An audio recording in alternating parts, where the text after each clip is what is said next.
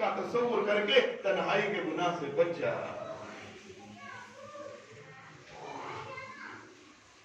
ہمارے برے اعمال کے نتیجے ہیں. آج مسلمان جس کو دیکھو وہ آ کر کے کہتا ہے مولانا کوئی ایسی تعویذ بنا دو کہ میرا بچہ اتنا بگڑ گیا کہ ہماری ماننے تیار نہیں ہے، وہ موبائل چھوڑنے تیار نہیں ہے، وہ گانے چھوڑنے تیار نہیں ہے، وہ فلم چھوڑنے تیار نہیں ہے.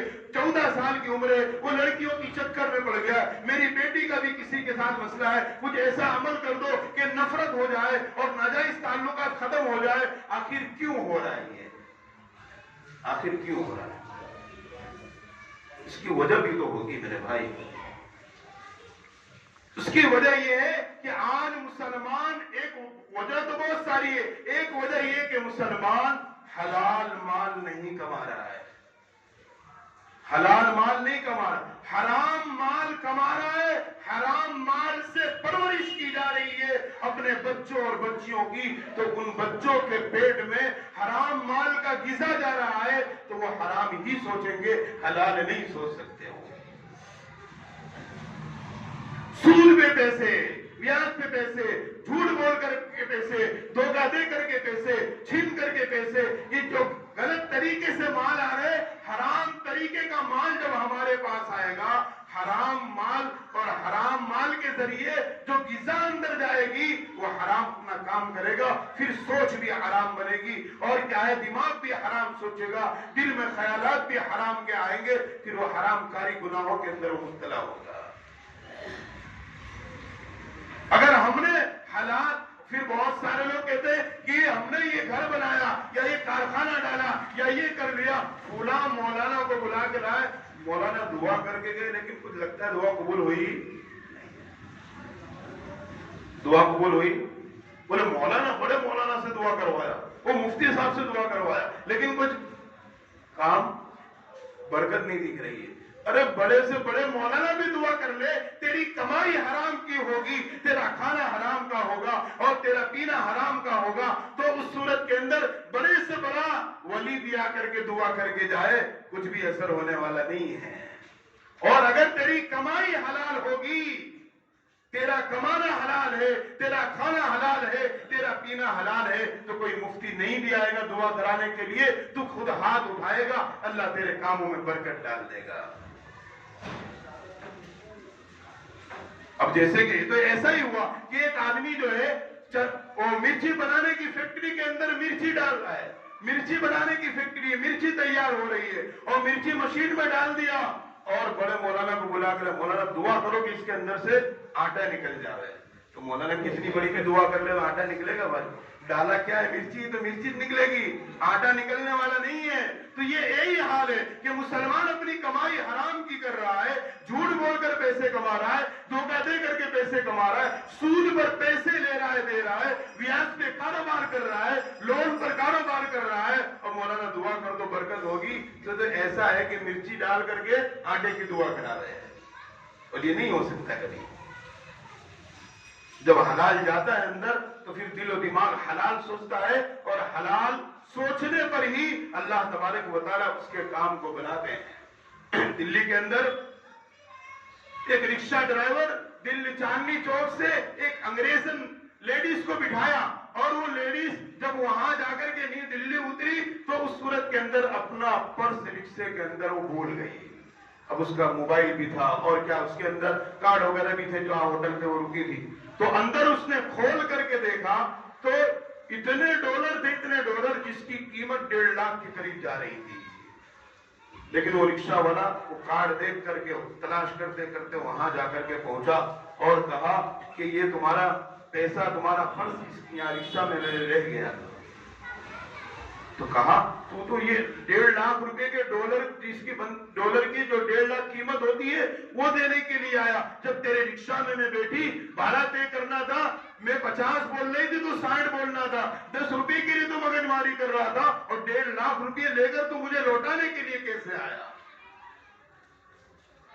کہتا ہے کہ میرے باپ نے مجھے تعلیم دی ہے کہ حرام مت کھانا، حلال کی سوکھی روٹی کھا لینا لیکن حرام مت کھانا. اس لیے میرے باپ نے تعلیم دی ہے, میرا اسلام یہ کہتا ہے, میرے نبی کی یہ تعلیم ہے, اس لیے ہم حلال کے لیے 1 روپیہ لے لیں گے, حرام کا جو ہے لاکھوں روپیہ ہم نہیں لے سکتے. کہا کس نے سکھایا؟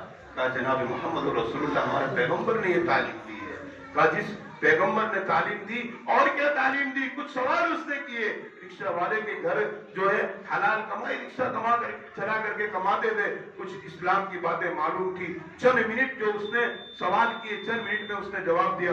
وہ رکشہ والی کہنے لگی, وہ رکشہ والا کہنے لگا اس کو کہ دیکھو یہ سارا اسلام جو قرآن اور ہماری حدیث اللہ کے نبی کا پیغام ہے اس میں یہ ساری چیزیں ہمیں تعلیم دی ہے کہ مسلمان حلال کا 1 روپیہ منظور کرے گا, حرام کے لاکھوں روپے لینا پسند نہیں کرے گا.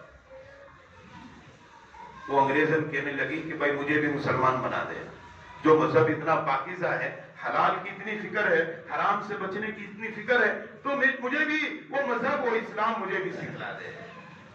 تو مجھے کہنے کا مقصد یہ تھا میرے بھائیوں کہ یہ جو 31 دسمبر کے نام پر پورے عالم میں جو گناہ ہو رہا ہے, یہ گناہ ایسے گناہ ہیں جو اللہ کے عذاب کو دعوت دینے والے ہیں.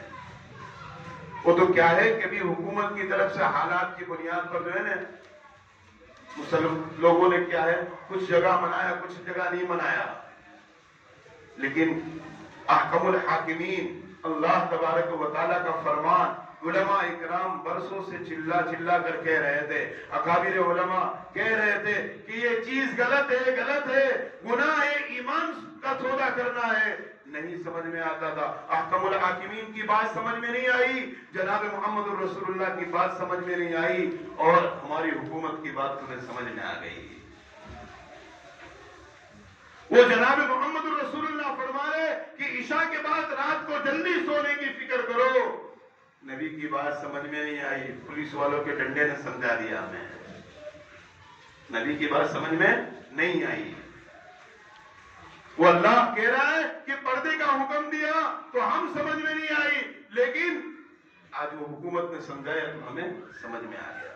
وہ نبی جناب محمد رسول اللہ فرما رہے طہارت نصف الایمان, باقی آدھا ایمان ہے, پاک صاف رہو, استنجے سے نکلے تو بیت الخلاء سے نکلے تو اچھی طریقے سے صابن سے ہاتھ دھو.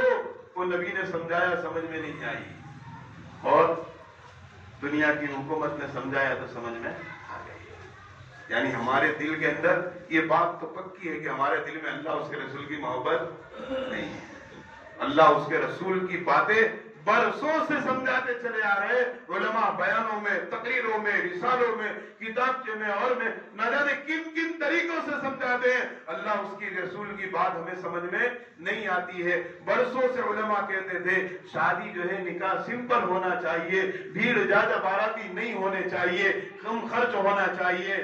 سمجھ میں نہیں آیا, لیکن حکومت نے سمجھایا تو کتنی آسانی سے سمجھ میں آ گیا, اور علماء کہتے تھے سمجھ میں نہیں آتا تھا.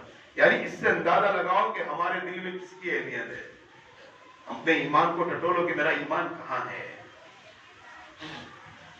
تو اللہ کے نبی جناب محمد رسول اللہ صلی اللہ علیہ وسلم نے ارشاد فرمایا من تشبہ بقوم فہو من, کہ جو جس کی کاپی کرے گا, جس کی مشابہت اختیار کرے گا اپنی لائف گزارنے کے اندر, کل مرنے کے بعد اللہ میدان محشر میں اسی کے ساتھ کھڑا کر دیں گے. اگر ہم ہیپی نیو ایئر کہہ رہے, یہ معمولی نہ سمجھنا میرے بھائی, یہ ایمان کا سودا ہے. ہم نہیں کہہ سکتے, عیسائی عقیدے کے اعتبار سے ایمان کا سودا ہے. ہیپی نیو ایئر ہم نہیں کہہ سکتے, ہمارے ایمان مرتد ہو جائیں گے, ارتداد کا خطرہ ہے پورا, کیونکہ اس کے پیچھے ہیپی نیو ایئر کہنے کے پیچھے ان کے سارے گناہ کے عقیدے عیسیٰ علیہ السلام کو ٹھہرا نہیں جاتے. ہم نہیں کہہ سکتے, اسلام نے اس کی اجازت نہیں دی. اللہ کے نبی صلی اللہ علیہ وسلم دنیا میں آئے 63 سال رہے, اس سے پہلے سے 500 سال پہلے سے جنوری آ رہی تھی. اللہ کے نبی نے تو بتایا ہوتا میرے بھائی. اللہ کے نبی تو ہمیں محرم فرمائے کہ محرم یہ اسلامی مہینہ ہے, نیا سال مسلمانوں کا اسلام کا یہاں سے شروع ہوتا ہے. لیکن اس کا مطلب یہ نہیں کہ اب یہ جو کام یہاں کرنے دے, نیا سال اسلام محرم سے شروع ہوتا ہے تو محرم میں کریں گے, اس کا یہ مطلب نہیں. اس کی تعلیم ہمیں اللہ کے نبی نے, نئے سال آیا, محرم کا مہینہ آیا, نمازیں پڑھو، دعائیں کرو، روزے رکھو، اللہ سے مانگو، یہ نہیں یا اللہ میرے اگلے آنے والے جو سال ہیں، دن ہیں، یا اللہ میں تجھ سے مانگ رہا ہوں، اپنے گناہوں سے توبہ کر رہا ہوں کہ یہ گزرا ہوا سال